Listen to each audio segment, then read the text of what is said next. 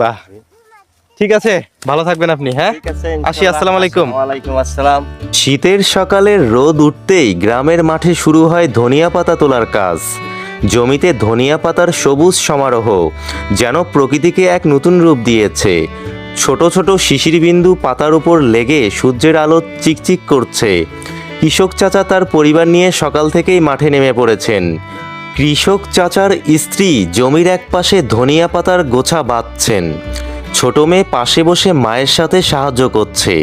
কৃষক চাচা জমির মাঝখানে ঝুঁকে এক হাতে পাতা তুলে অন্য হাতে দড়ি দিয়ে বাঁধছেন।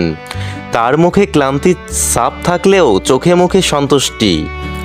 এগুলো বিক্রি করতে বিকেলের মধ্যেই স্থানীয় বাজারে নিয়ে যেতে হবে। ধনিয়া পাতার সুগন্ধ চারদিকে ছড়িয়ে পড়েছে, যা বাজারের ক্রেতাদের কাছে খুব জনপ্রিয়। বাজারে পৌঁছানোর সাথে সাথেই ক্রেতারা একে ঘিরে ভিড় জমবে, কারণ এমন তাজা ধনিয়া পাতা শহরে বাজারে পাওয়া খুব কঠিন। এই ধনিয়া পাতা শুধু তাদের আয়ের উৎস নয়, এটি তার পরিবারের জন্য সুখের বার্তাও নিয়ে আসে।